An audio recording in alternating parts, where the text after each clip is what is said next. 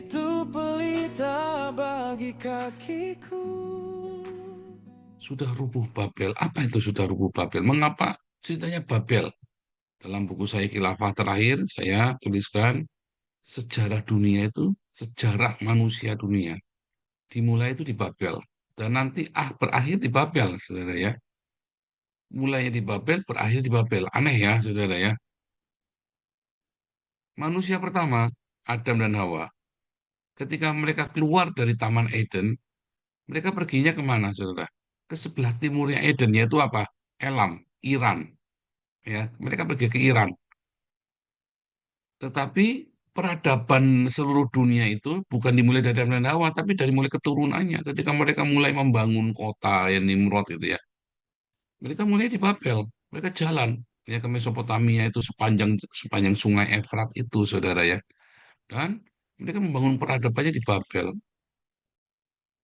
Nah, mengapa peradaban itu dibangun di Babel itu, saudara? Karena tanahnya subur sekali ya di sana ya.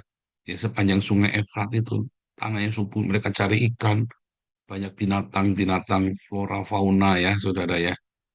Kalau mereka pergi ke suatu yang invisible, saudara, yaitu yang ditulis dalam Kejadian 4, ya, zamannya Enos, Kejadian 4 ayat 26. Mereka kemudian mulai memanggil nama Tuhan, ya. Itu zamannya Enos di Kejadian 4 ayat 26. Lalu mereka nggak puas sampai di sana. Tuhan itu apa? Bagaimana rupanya Tuhan? Kenapa kita memanggil nama Tuhan? Emang ada? Itu kan kata kamu. Jadi ilmu pengetahuan pertama itu adalah agama, saudara. Kalau Anda ingin tahu ilmu pengetahuan pertama kali ada di dunia itu apa? Agama. Nah, ilmu agama. Karena manusia takjub dengan sesuatu. Dia ingin tahu apa? Oh ya ada sesuatu pokoknya. Apa yang pokoknya ada sesuatu. Paling gampang kan? Lalu ketika mereka cerita sama anaknya, dia tidak bisa menjelaskan. Pokoknya ada sesuatu, nak.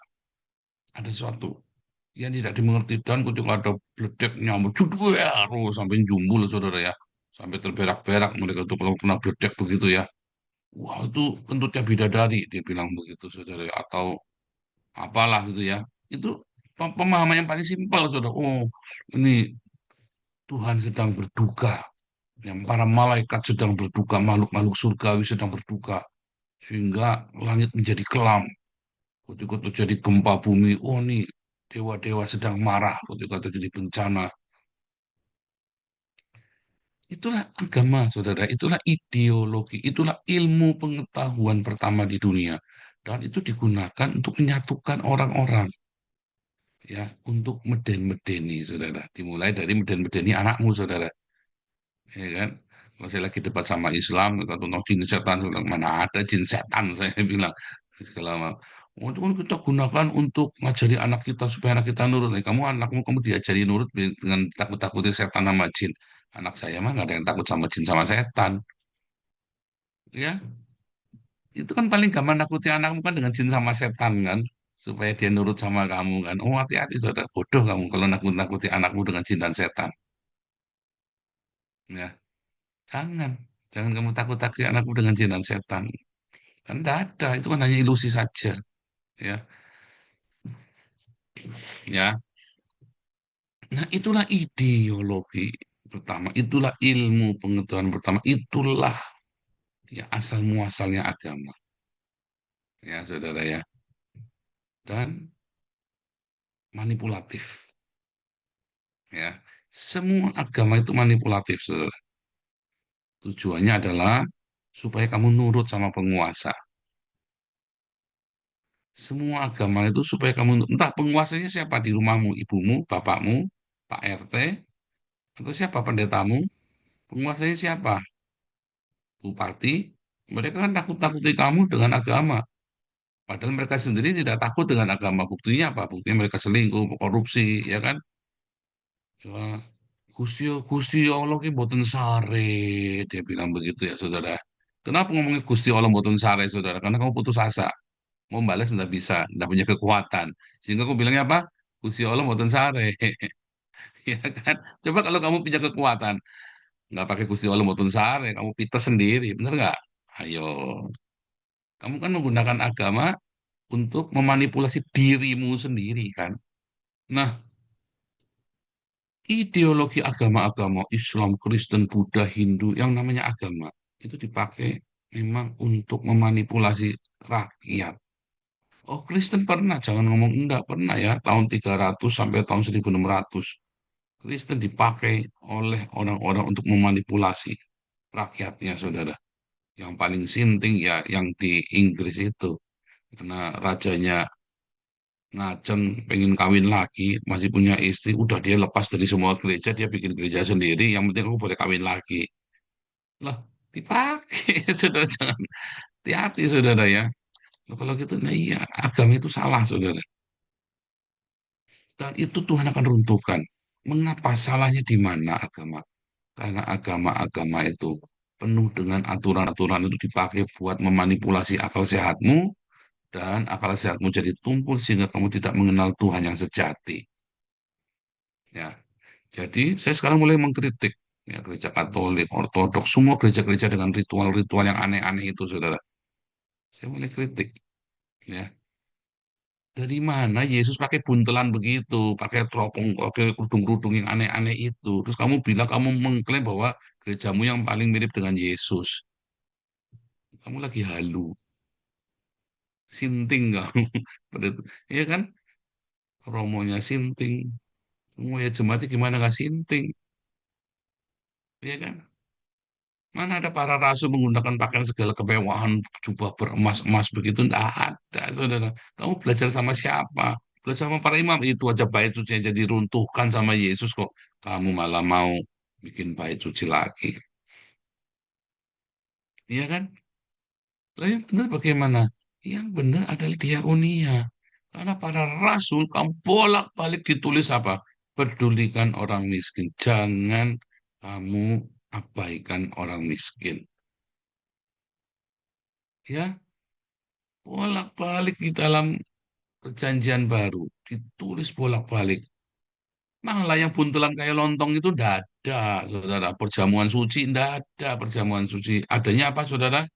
Memecah roti bersama, duduk makan, orang-orang miskin dia kasih makan.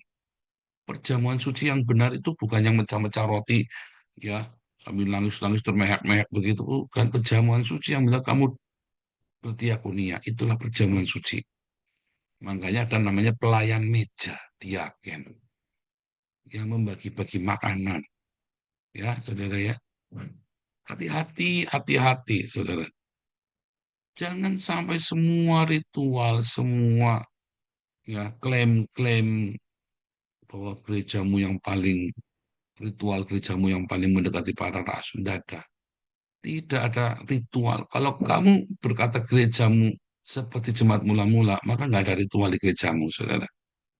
Begitu udah pakai yang aneh-aneh, pakaiannya, seragamnya apa, itu sudah bukan gereja para rasul lagi. Ya, apalagi kamu tidak ada diakonia setiap hari. Ingat, bukan sebulan sekali, bukan seminggu sekali, setiap hari mereka memecah roti, membagi-bagi makanan setiap hari. Kalau seminggu sekali mah basa-basi, bulan promosi, supaya mancing orang datang ke gerejamu. Ya, setiap hari, saudara. Di akhir zaman, kamu mau tidak mau, kamu akan diruntuhkan tuh semua agama-agama. Ya kan? Karena orang-orang sadar itu manipulatif semua. Hari ini saja orang-orang Eropa, orang Amerika udah sadar, orang-orang di Arab sudah sadar. Itu semua manipulatif. Yang tidak manipulatif adalah nama Yesus yang penuh cinta, yang tidak retorika. Kalau ada orang, oh saya mengajarkan ajaran Yesus, itu suruh mengajari kalian itu untuk mengasihi, ya, mengampuni, tapi ngelaporin polisi itu ya. Katanya kamu ngampuni, katanya mengasihi. Saya nggak mengerti. Omonganmu mengasihi itu definisinya apa? Ada orang nangis, minta dibantu. Tak bergeming sedikit pun, saudara. Coba gerejamu tuh bergeming nggak sih ketika kejadian bencana si Volga dan sebagainya macam. Ya kan, saudara kita kumpulkan kolekte ketiga untuk pembangunan bait Allah di tempat ini. Salah, saudara. Kita satu dalam kasih. Beri salam 5 orang. Beri salam 5 orang ya, saudara ya. Bilang apa? Aku mengasihimu. Wah, tuh. Kasih, saudara. Ayo, beri salam 5 orang. Tanya, kamu udah bayar kontrakan belum bulan ini? Itu yang benar. Ya, saudara ya. Beri salam 5 orang. Tanya, kamu tadi sarapan. Benar nggak? Harusnya kan ke gereja begitu kan? Beri salam 5 orang. Tanya, anakmu sudah bayar sekolah belum? Tapi kan enggak kan? Kamu diajarin retorika, diajarin apa saudara? Diajarin tradisi Babel. Menciptakan sorgamu, menciptakan surga ilusimu sendiri. Babel itu kan, maksudnya kan gerbang sorga kan. Dan kamu menciptakan agamamu, ya seakan-akan, wah kalau kamu sudah ritualnya sudah komplit, sudah pasti jaminan surga di tangan. Salah, saudara. Ya, ada kehangatan di dalam jemaat Tuhan, saling menyapa. Tapi kamu tidak peduli kalau dia anaknya belum makan, dia nggak anaknya belum bayar sekolah, kamu nggak peduli. Nah, itu nanti diruntuhkan semua di akhir zaman. Semua institusi agama itu kan habis, saudara. Ya, sudah dirobohkan. Yang tertinggal, yang nyata itu, yang real itu ya Yesus Kristus itu yang real. Makanya semua pemimpin agama mati, cuma Yesus yang nggak mati kan. Yang masih hidup kan Yesus kan. Karena semua agama itu adalah ritual yang mati, saudara. Yesus itu hidup. Yang kita ikuti bukan agama, bukan ritual loh. Tapi Yesus yang mengajarkan untuk mengasihi, mengampuni, dan berdiakonia senantiasa.